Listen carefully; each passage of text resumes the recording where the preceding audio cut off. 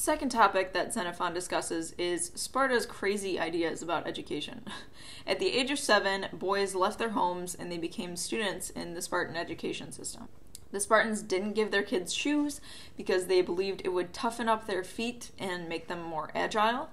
They didn't give them clean clothes. They wore the same pair of clothes all year round in order to make them more tolerant of the heat and the cold. It sounded to me like children were basically kept in a constant state of hunger to get them used to laboring without food if they needed to in the future in military campaigns. Kids had no shoes, they had no clean clothes, they were going hungry. These days, this would really be considered child abuse. And in the Western world, I think only literally homeless people who are addicted to crack would treat their kids this way. It's a difficult task for me to classify the Spartan way of life because it really defies modern political definitions. There are some aspects of the society that make it seem like a communist utopia. The Republic mess halls, which Xenophon says existed as an effective check on disobedience. Men all had to eat together in a communal gathering, like what's common today in the American military. From a young age, people were kept on a diet that just barely sustained them, and everyone was provided with a certain amount of food, no more, no less. According to Xenophon, people couldn't actually earn money.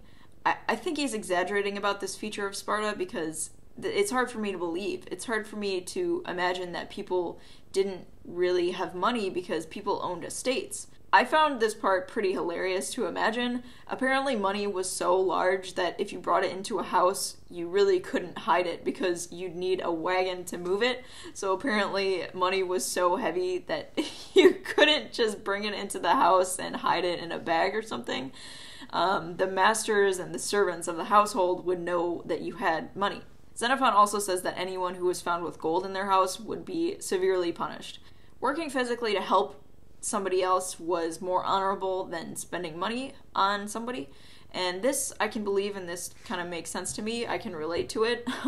Sometimes you just want a friend to help you move, sometimes you just want a friend to help you with a social gathering, sometimes you just want to have somebody to help you out with something, sometimes you don't want money from a friend. It really seems like Spartans couldn't have possessions of their own. The system was basically what's yours is the state's.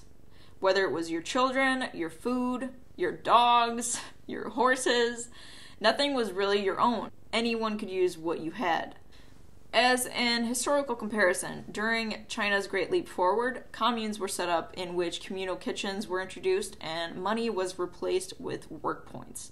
I remember watching a Chinese movie called To Live, and this movie depicts China during this Great Leap Forward period, when everyone had to donate any iron they had to produce steel.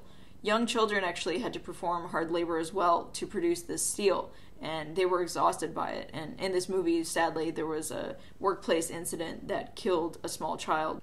However, there were some aspects of Sparta that weren't communistic at all.